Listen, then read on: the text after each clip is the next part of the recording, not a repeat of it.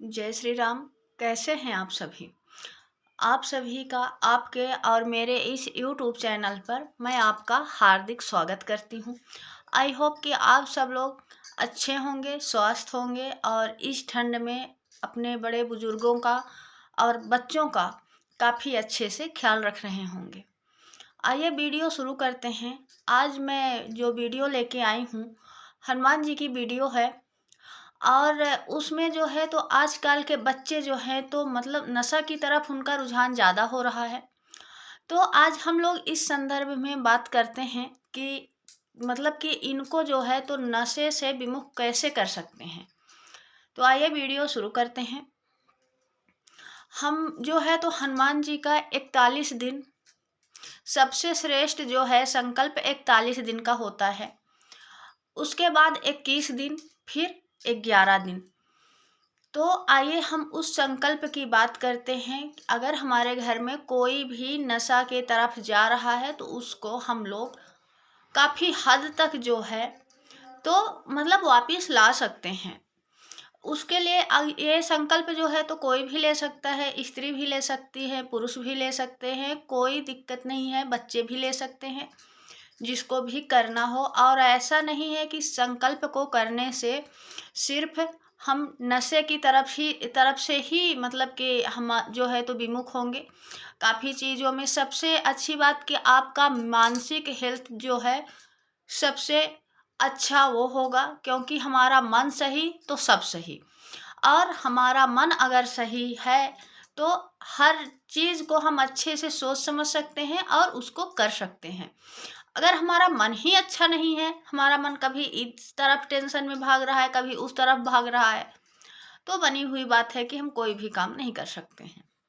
हमारे health wealth हर एक चीज के लिए ये जो अनुष्ठान है बहुत ही कारागर है। और एक चीज और है कि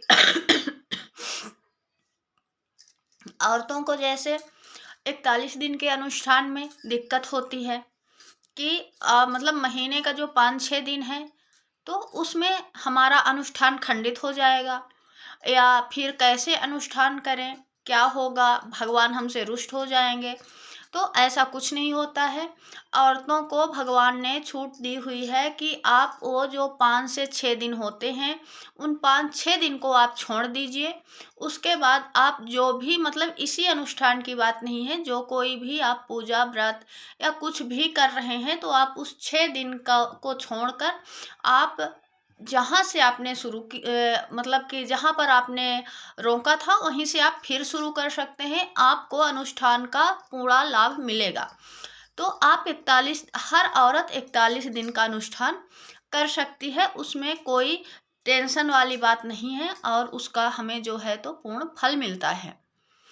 दूसरी बात, नियम बहुत ज़रूरी है। बहुत सारे लोग बोलते हैं कि बिना नियम के भी फलीभूत होता है, पर होता है, पर जितना हमें हमारी पूजा का फल मिलना चाहिए बिना नियम के उतना नहीं मिल पाता है। आप पाठ करोगे, आपको मानसिक शांति मिलेगी, पर अगर आप सोचो कि आपको पूरा लाभ मिलेगा तो संपूर्ण लाभ जो है तो पूरे नियम का पालन करते हुए ही मिलता है। वो चाहे संकल्प 11 दिन का हो, 41 दिन का हो, 21 दिन का हो, पूरे नियम जो है तो पूरे नियम का पालन करना बहुत जरूरी है। पहला नियम ब्रह्मचर्या हो गया। उस सिर्फ ये नहीं है कि सिर्फ मतलब कि शारीरिक आप किसी मतलब के ब्रह्मचर्य का पालन कर रहे हैं। मानसिक ब्रह्मचार्य मतलब दिमाग में भी किसी तरह का कोई उल्टा सीधा ख्याल नहीं आना चाहिए। संपूर्ण ब्रह्मचर्य का पालन करते हुए अगर आपने 41 दिन का अनुष्ठान कर लिया तो आपके घर से हर एक प्रकार की परेशानी जो है वो दूर हो जाएगी। इसकी मैं गारंटी लेती हूँ।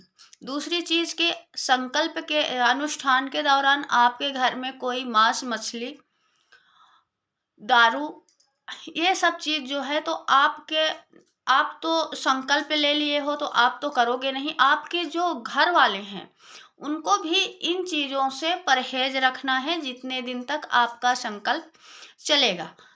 उससे क्या होगा कि आपके घर में शुद्धता बनी रहेगी, और जहाँ पर सात्विकता और शुद्धता रहती है उस जगह पर भगवान जल्दी प्रसन्न होते हैं। लहसुन प्याज भी जो व्रती है, जिसने अनुष्ठान लिया है, मैं ये नहीं बोल रही हूँ कि आप 41 दिन का व्रत ही करो। अगर आपके पास क्षमता है तो आप एक टाइम भोजन करके कर सकते हो। अगर नहीं है, कोई ज़रूरी नहीं है कि आप व्रत ही करिए, आप दोनों टाइम आराम से खाना पीना कीजिए। और एक नियम बना लीजिए कि आपको 7 बजे पाठ करना है, आपको सुबह 5 बजे करना है, शाम को 7 बजे करना है। तो आपको 41 दिन उसी समय पर आपको पाठ करना है। ऐसा नहीं है कि मतलब कि आज 7 बजे किए, कल 8 बजे किए, परसों 6 बजे कर लिए, नरसों 10 बजे कर लिए, ऐसे नहीं। आपको एक समय जो है, एक टाइम आपको रखना पड़ेगा। आपका आपकी जो बैठकी होगी, जिसमें बैठ के पूजा करते हैं, एक होगा, उसमें कोई दूसरा व्यक्ति जो है बैठ के पूजा नहीं करेगा। जितने दिन आपका संकल्प चलेगा, आप ही उस बैठकी में बैठ के पूजा करोगे। और जो है तो भगवान के लिए पूजा में जो सामग्री लगेगी भगवान के लिए, तो आपको जनेऊ चाहिए, हनुमान जी की मूर्ति। अगर लेडीज हैं तो हनुमान जी की मूर्ति की स्थापना नहीं कर सकती हैं, तो आप एक चरण पादुका आप ऑनलाइन मंगा सकते हैं, मंदिर से ला सकते हैं। आप चरण पादुका लेके आइए। मैं भी चरण पादुका से ही हनुमान जी की पूजा करती हूँ, जबकि मैं उनको अपना बड़ा भाई मानती हूँ। फिर भी मैं उनको जो है तो जितना हो सके तो स्पर्श नहीं करना चाहिए। तो ज़बरदस्ती का कोई मतलब कि नहीं, हमें स्पर्श करना ही है, क्या मतलब है? दूर से भी पूजा कर सकते हैं। तो मैं उसी चरण पादुका से ही उनकी पूजा करती हूँ। आप जो बड़े बड़े मंदिर हैं, आप लोगों ने भी देखा होगा कि वहाँ पर बाहर भगवान के चरण पादुका जो है तो स्थापित रहती है, और उसी चरण पादुका की हम लोग उन्हीं को नहलाते हैं, उन्हीं की पूजा करते हैं। मंदिर में प्रतिमा नहीं छूने देते हैं। तो क्या जरूरी है, क्या हम गर्भगृह में घुस के तो प्रतिमा को टच करने नहीं जाते हैं? तो इसी तरह कोई ज़रूरी नहीं है आपको सिंदूर चढ़ाना है या चोला चढ़ाना है, आप पंडित से चढ़वा सकते हो। घर में आपको पूजा करनी है, आप अपने बेटे को बोल सकते हो, अपने पति को बोल सकते हो, या फिर उस समय कोई उपलब्ध नहीं है, सबसे सरल रास्ता, आप चरण पादुका लेके आइए। हनुमान जी की चरण पादुका मान के एक तस्वीर हनुमान जी की जो है तो रखिए, और हनुमान जी के तस्वीर के साथ साथ राम दरबार की तस्वीर रखिए, और हनुमान जी की चरण पादुका रखिए। चरण पादुका की आप पूजा करिए, उसको नहलाइए, धूप दीप अक्षत पंचोपचार पूजा कीजिए। जनेऊ आप अर्पित मत करिए, अपने बेटे से, पति से, किसी से अर्पित करवा दीजिए। बाकी का आप कर सकते हो। चरण पादुका में आप सिंदूर भी लगा सकते हो। हनुमान जी को सिंदूर बहुत प्रिय है, हमारा भी मन होता है कि हम लोग भी दैनिक पूजा में हनुमान जी को सिंदूर चढ़ाएं। आप हनुमान जी के चरण पादुका में सिंदूर लगा सकते हो। ये हो गया। अब आपके पास जितनी समर्था है उसके हिसाब से आप फल रख लीजिए। हनुमान जी को केला बहुत पसंद है, गुड़ और चना बहुत पसंद है, इसी तरह अमरूद बहुत पसंद है। तो जो मौसमी फल जिसका आपके पास बजट हो, नारियल हो गया, वो फल आप ले सकते हो। उस फल को आप हनुमान जी को अर्पित करिए, और उसके साथ साथ 11 पाठ हनुमान चालीसा का आप कंटिन्यू करिए। और उसके साथ साथ 2 मंत्र हैं, मैं डिस्क्रिप्शन में वो मंत्र लिख दूंगी। एक भगवान राम का मंत्र है और एक हनुमान जी का मंत्र है। आप दोनों मंत्रों का जाप करिए रुद्राक्ष की माला से। और जो है तो इन मंत्रों का जाप करते हुए आप कंटिन्यू अपना जो है तो 41 दिन करिए। 41वें दिन जो है तो आप मंत्र का जो है उसका हवन कर लीजिए, और उसके बाद आप देखिएगा। और एक चीज़ जो है, आप जो भी जल का पात्र रखोगे उसमें तुलसी दल जरूर डालिएगा, क्योंकि हनुमान जी का भोग बिना तुलसी दल के नहीं लगता है। जल के पात्र में भी तुलसी दल डालना है और भोग में भी तुलसी दल डालना है।